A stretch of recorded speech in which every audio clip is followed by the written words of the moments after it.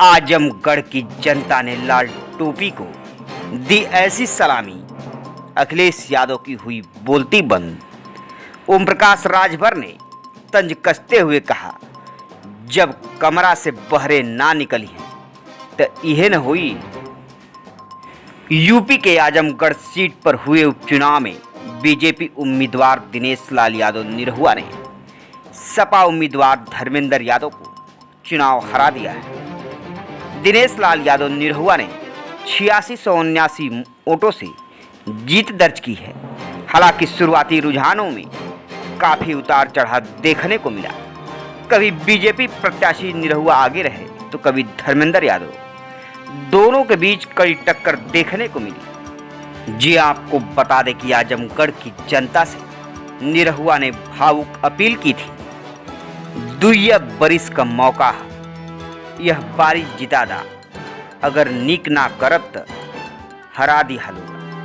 यह बात दिनेश लाल यादव उर्फ निरहुआ ने उस वक्त कहा था जब वो अखिलेश यादव के गढ़ आजमगढ़ की जनता से वोट मांग रहे थे। वह जान रहे थे कि समय कम है, चुनौती बड़ी है और अखिलेश यादव चुनाव जीतने के बाद जनता के बीच दिखे ही नहीं। उनका वादा ही आजमगढ़ की जनता के दिल में धंस गया, या यूं कहें कि बस गया। फिर क्या था, आज जो हुआ वह तो सिर्फ मुहर है। दरअसल इसकी स्क्रिप्ट तो निरहुआ के उसी वादे से लिखी जा चुकी थी।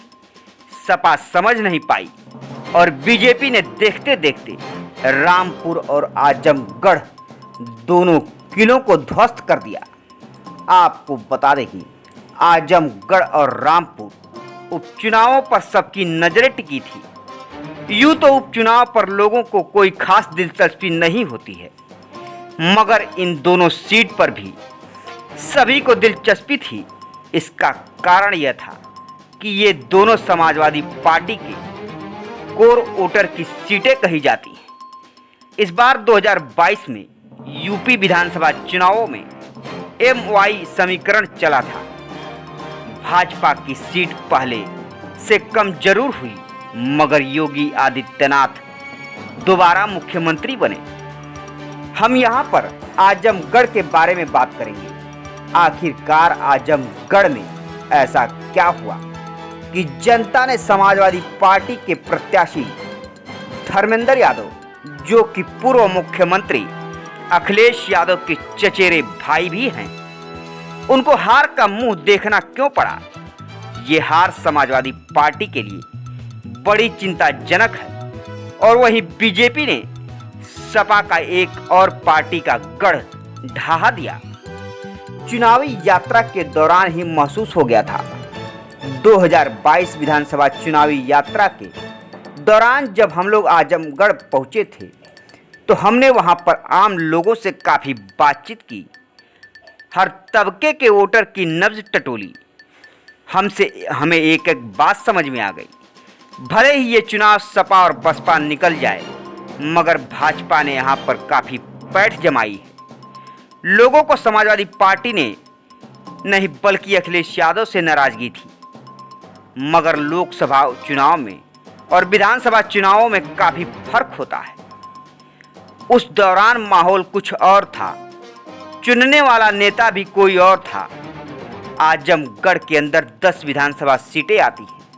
आपको बता दें कि आजमगढ़ जिले की आबादी 46,13,913 लाख है, जिसकी औसत साक्षरता दर 70.93% है।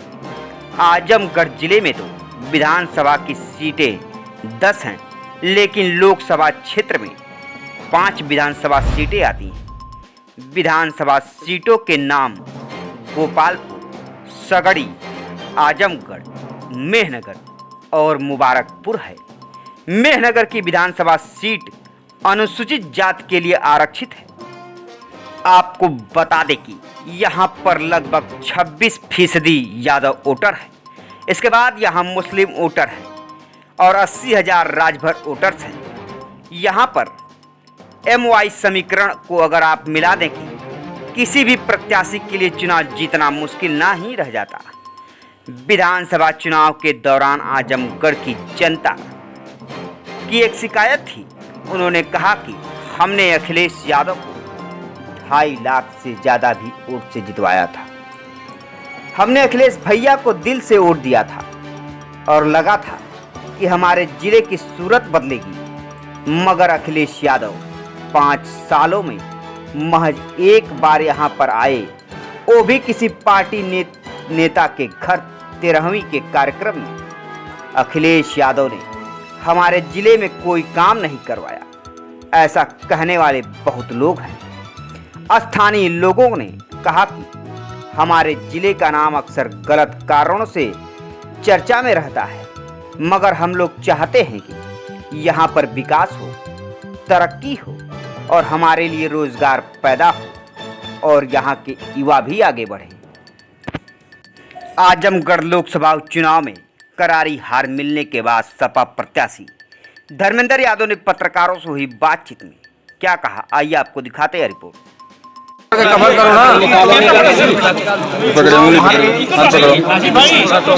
और चुनाव की हार का मैं सबसे बड़ा कारण मानता हूँ बहुजन समाज पार्टी और भारतीय जनता पार्टी के ये तय हो रहा था। मैंने चुनाव के दौरान भी कहा, जैसा नहीं चुनाव की हार के बाद मैं कह रहा हूँ, मैंने चुनाव के दौरान हर मंच हर माइक से कहा, आप सबके बीच भी कहा कि गठबंधन चल रहा है और इन दोनों में गठबंधन का केवल उद्देश्य था किसी तरह समाजवादी पार्टी हारे। समाजवादी पार्टी चुनाव हार सकती है, एक समाजवादी पार्टी हिम्मत नहीं आ रही। ये हिम्मत हमारे नेताओं ने नेताजी ने समाजवादी कार्यकर्ताओं में कूट कूट के भरे।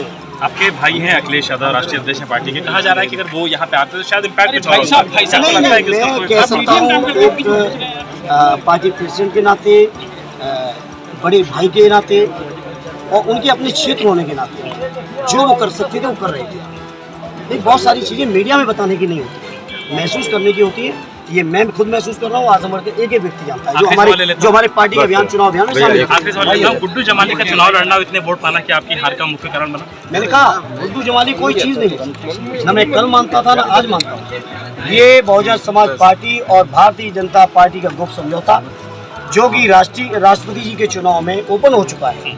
बहन जी में अगर हिम्मत और हैसियत थी, मैं हिम्मत और हैसियत के वर्ड की बात कर रहा हूँ, तो आजमगढ़ की वोटिंग से पहले इस सवाल इस जो समर्थन दिया उन्होंने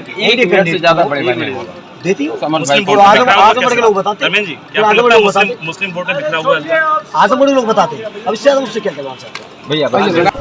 ऐसे हमारे आजमगढ़ की जनता है, उसने विकास को चुना है और उम्मीद में कमल खिलाया। एक सवाल और कि अपने माता जी से आशीर्वाद लेकर के माता जी कुछ कह रही थी आपसे। हाँ, माता जी कह रही थी कि जीत के माँ, हाँ, तो मैं बोला नहीं मैं सेवा करूँगा। मेरी माँ कहीं भी जाता हूँ तो आशीर्वाद लेता हूँ तो उनके मंत्र लेके ही चलता हूँ, वही मंत्र देती है कि करना क्या है। तो आज भी उन्होंने वही कहा कि जीत के वहाँ सेवा करिए, वहाँ से भगिया मत। नहीं, सेवा तो करिए, आजमगढ़ में आप हैं और सेवा करे के बाटे, लेकिन आगे के अब जनता के क्या कहे के बाद आजमगढ़ के जनता के? बस ये कहे कि चाह कि आप लोग भरोसा खेले बानी, कमर खिले बानी आजमगढ़ में, तो भारतीय जनता पार्टी आपके निराश ना होके दी।